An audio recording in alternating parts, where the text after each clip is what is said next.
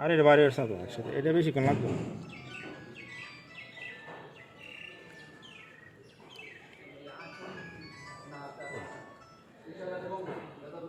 এটা কাটখান আস্তে আস্তে কাটেন এটা